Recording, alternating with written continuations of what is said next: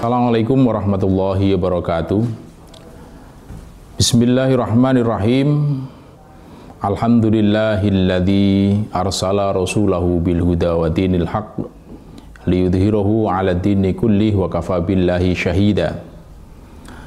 Asyhadu an la ilaha illallah wahdahu la syarikalah wa asyhadu anna Muhammadan 'abduhu wa rasuluh la nabiyya ba'dah. Allahumma salli wa sallim ala sayyidina Muhammadin sahibis syafa'ah wa ala alihi wa ashabihi wa man tabi'um bi ihsanin ila yaumil qiyamah. Amma ba'du. Kaum muslimin dan muslimat pemirsa MUI TV Kota Bekasi yang mudah-mudahan senantiasa dirahmati Allah Subhanahu wa taala. Alhamdulillah, kita semua mudah-mudahan dalam keadaan dijaga iman kita oleh Allah Subhanahu wa taala, senantiasa istiqomah di dalam berzikir dan beribadah kepada Allah Subhanahu wa taala. Kaum muslimin dan muslimat rahimakumullah, dalam sehari semalam itu kita sering kali mengucapkan kalimat tahmid alhamdulillah, puluhan kali bahkan ratusan kali kita mengucapkan kalimat tahmid alhamdulillah. Ketika kita mendapatkan nikmat dari Allah, spontan kita mengucapkan kalimat tahmid alhamdulillah, mendapatkan rizki, mendapatkan uang, spontan kita mengucapkan kalimat alhamdulillah. Di dalam sholat minimal sehari semalam 17 kali kita mengucapkan alhamdulillah. Karena lafal alhamdulillah itu adalah bagian dari suratul Fatihah. Dan surat Al-Fatihah itu adalah bagian dari rukun sholat yang harus dibaca. Ketika kita zikir, wiridan setelah sholat 33 kali kita mengucapkan kalimat alhamdulillah itu, berzikir, mengucapkan kalimat tahmid alhamdulillah. Bahkan seorang MC ketika muqaddimahnya alhamdulillah senantiasa dibaca. Bahkan kalimat tahmid alhamdulillah itu juga menjadi bagian dari rukun khutbah yang harus dibaca. Intinya, dalam sehari semalam kita sering kali mengucapkan kalimat alhamdulillah sebagai bentuk syukur kita kepada Allah Subhanahu wa taala. Makanya di dalam kitab Tafsir Munir ditegaskan alhamdulillah ya kalimatis syukri. Wa idza qala al-'abdu qala Allah taala sakaroni 'abdi. Jadi alhamdulillah itu adalah kalimat syukur. Ketika seorang hamba mengucapkan alhamdulillah, Allah berfirman, sakaroni abdi, hambaku telah bersyukur kepadaku. Jadi alhamdulillah adalah ungkapan syukur kita kepada Allah Subhanahu wa taala. Tetapi para kaum muslimin dan muslimat, ternyata di dalam Al-Qur'an banyak sekali sindiran-sindiran Allah bahwa kita ini kurang bersyukur kepada Allah. Dinyatakan banyak di dalam Al-Quran bahwa kita ini kurang bersyukur kepada Allah Subhanahu wa ta'ala. Walakinna aktsaron nasi la yashkurun. Tetapi kebanyakan manusia kurang bersyukur kepada Allah. Di ayat yang lain dengan redaksi yang berbeda, walakinna aktsarohum la yashkurun. Dan tetapi kebanyakan mereka tidak bersyukur kepada Allah. 5 kali di dalam Al-Quran diulang itu. Di ayat yang lain dengan sighah mubalaghah ditegaskan qalilam ma tashkurun. Sedikit sekali kalian bersyukur. Bahkan para jamaah sekalian, ada satu ayat yang diulang-ulang oleh Allah di dalam satu surat 13 kali di dalam surah Ar-Rahman. Fabi ayyi ala'i rabbikuma tukadziban. Nikmat Tuhanmu manakah yang kau dustakan? Para kaum muslimin dan muslimat, pemirsa MWTV, yang mudah-mudahan kita semua senantiasa dirahmati Allah Subhanahu wa Ta'ala. Alhamdulillah yang sering kita ucapkan, kalimat tahmid yang sering kita ucapkan sebagai bukti syukur kita kepada Allah Subhanahu wa Ta'ala. Tetapi di sisi yang lain ternyata Allah menyindir kita bahwa kita ini kurang bersyukur kepada Allah Subhanahu wa Ta'ala. Ini tentunya harus kita jadikan sebagai introspeksi, evaluasi terhadap diri kita.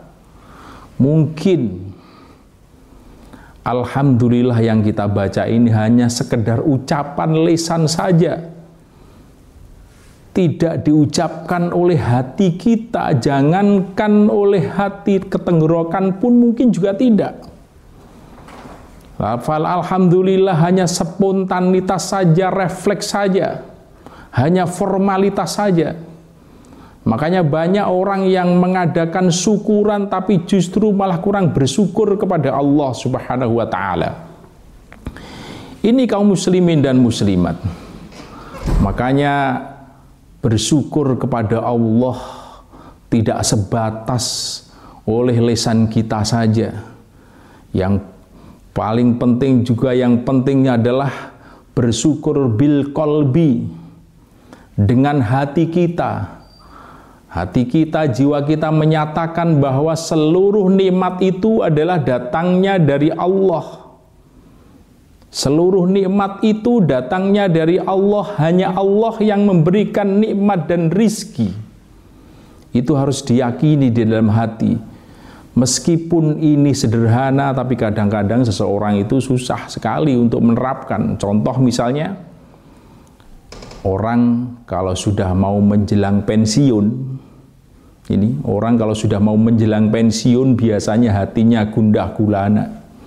Hatinya risau, tidak damai, tidak tenang. Dia bingung, nanti kalau dia pensiun, rizkinya juga akan pensiun. Dia menganggap bahwa rizki itu datang dari tempat kerja. Padahal kita harus berkeyakinan bahwa rizki itu datangnya dari Allah dan tidak akan pernah pensiun.